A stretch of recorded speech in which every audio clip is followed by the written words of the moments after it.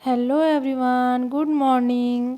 ये मॉर्निंग का क्लिप है। मैं अपने बच्चों का लंच बना रही थी और ये समय था 6 बजे का, जो कि मेरी बेटी का वैन आता है 6:30 बजे। तो मैं रात में ही सब तैयारी वगैरह करके रखी थी। आलू का भुजिया वगैरह कट करके मैं फटाक से उठी और आटा लगाई और इन लोग के लिए रोटियां बनाई।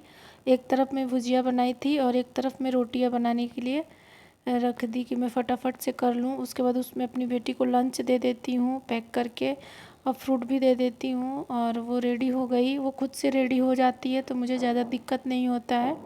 वो बाल वगैरह भी खुद ही बनाती है, तो मुझे वो बस लंच ही तैयार करना रहता है। उसके बाद मैं बाहर थोड़ा सा चली गई देखने के लिए कि मौसम कैसा हो रहा है।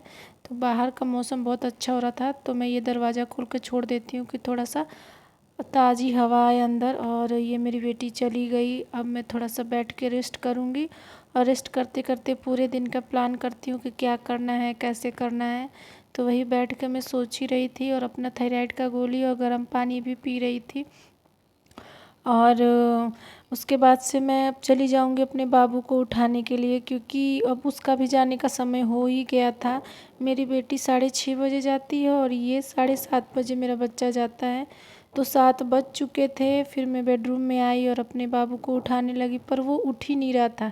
कितना भी मैं उसको वो कर रही थी पर उठ ही नहीं रहा था। कितना लाड दुलार जब मैं की उसको, तब जाके वो उठा। फिर भी सो जा रहा था।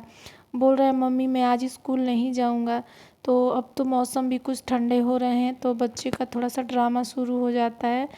बच्चे जाना नहीं चाहते हैं, लेकिन बच्चों को तो भेजना ही पड़ी। इतना बड़ा हो गया है फिर भी मतलब इतना वो करता है कि क्या ही मैं बोलूँ। लगता है कि अभी बहुत छोटा ही है। देखिए सो जा रहा था बार बार। बार बार मैं उठा रही थी और बार बार सो जा रहा था। फिर मैं इसको थोड़ा सा वो इधर उधर की बातें की, तब जाके ये उठ गया। उठने के बाद ये गया अपना फ्रेश वगैरह होगा। ये खुद से फ्रेश वगैरह हो लेता है। थोड़ा सा ड्रेस वगैरह मुझे पहनाना पड़ता है और शूज वगैरह, वरना ये सारा काम खुद कर लेता है। उसके बाद मैं इसको लंच दी थी, तो अपना ये लंच कर रहा था, आई मीन नाश्ता कर रहा था। तो कि लंच पैक कर रही थी। तो मैं बोली बेटा तुम एक ठो रोटियाँ फोल्ड करके दे रही हूँ, खा लो। तो ये खाना तो नहीं चाहता है। ज़्यादातर मैं दूध ही दे के भेजती हूँ इसको, लेकिन आज मैं इसको एक रोटी में आलू का भुजिया फोल्ड करके दी थी तो वही खा रहा था। उसके बाद मैं फ्रूट इसके लिए पैक की थी लंच में।